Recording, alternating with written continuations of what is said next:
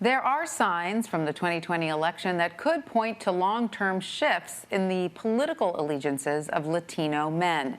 Exit polling shows Latino men nationwide still overwhelmingly support Democrats. Just 36% backed former President Trump in 2020. But that is up from 32% in 2016, a major swing in electoral politics.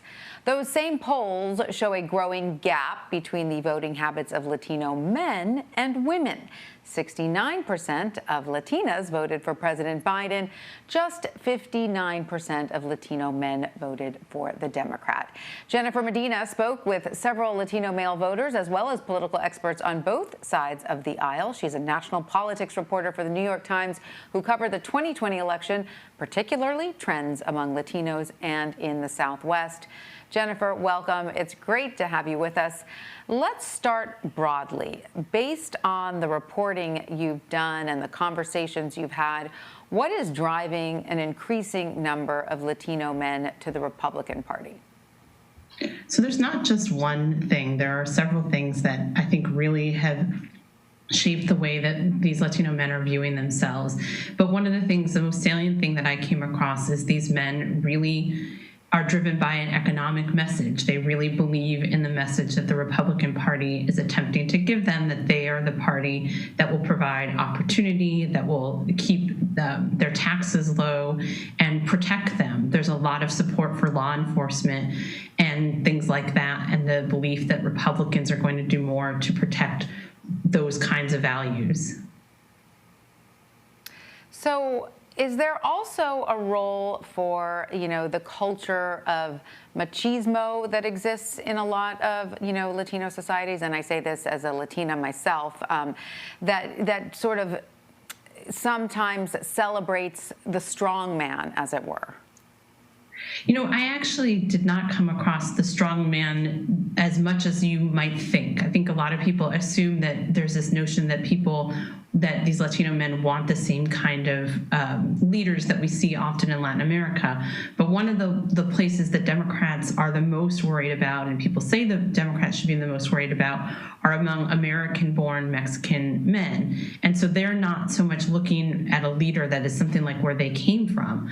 But what they are looking for is somebody who they think plays into their desire to be providers. Now, whether or not you want to call that machismo, I think I'll leave to others, but it is certainly this desire to be a provider and to be somebody who can put food on the table for their family. One man I spoke with put it this way, that he was raised the old-fashioned way where men were men. Now, again, whether or not you call that attitude machismo is, I suppose, subjective, but that certainly was his point of view. Interesting. And so what flaws did the 2020 election expose in the Democrats' theory in how to, speak to and garner these voters? I think one of the biggest flaws that Democrats have had and continue to have in 2020 is this notion that because Republicans and because Donald Trump was so anti-Latino in his rhetoric and policies, there was this notion that, of course, Latinos are going to vote for Democrats, that Democrats didn't need to do all that much to reach out to them, to convince them. It wasn't about persuading voters, and it wasn't about getting new voters, that it would just sort of automatically happen. And I think what we saw in the results is that was really quite a naive thing to think, and it was never going to be enough just to be anti-Donald Trump. They have to believe that there's something proactive, that there's something positive in the message that they are buying into. So why are we not then seeing nearly the same shift with Latino women? Because from the outside, you could say that many Latino communities are sort of more conservative than some. There tend to be large groups of Catholics among them. Sort of traditional family structures are very common. But yet Latino women are not making these voting shifts along with Latino men. And why is that?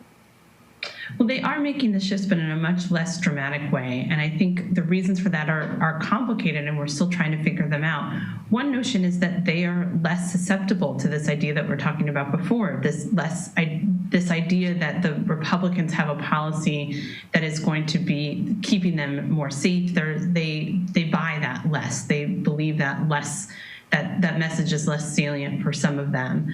And they are looking for different things. There's another theory of the case is that Latino women believe more in the notion of racial inequality, which many of these men I spoke with really don't believe.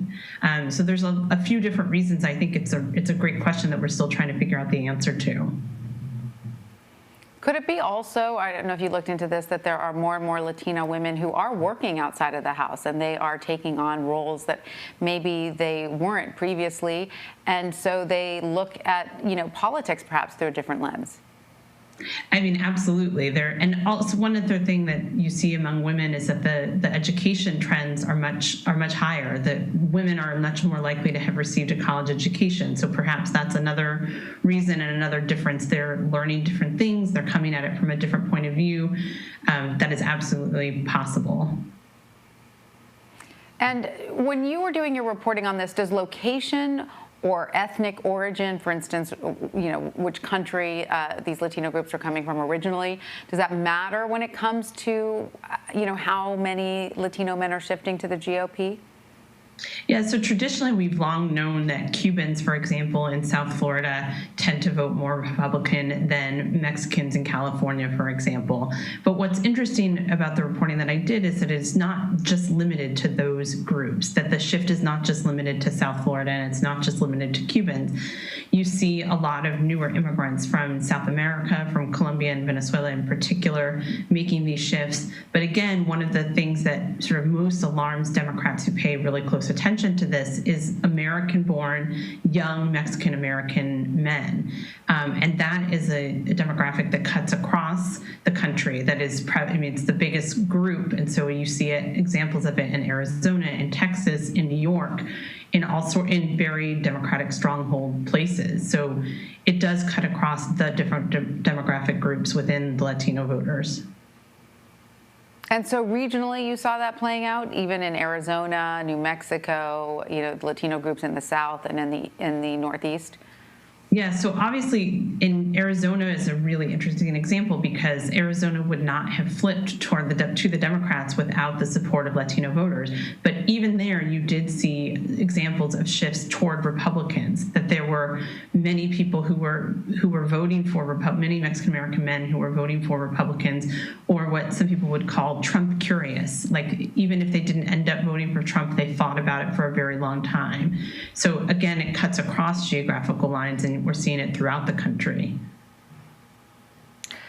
Fascinating reporting. I have many more questions for you, but we've run out of time. Jennifer Medina of the New York Times, thank you so much for joining us. Thank you.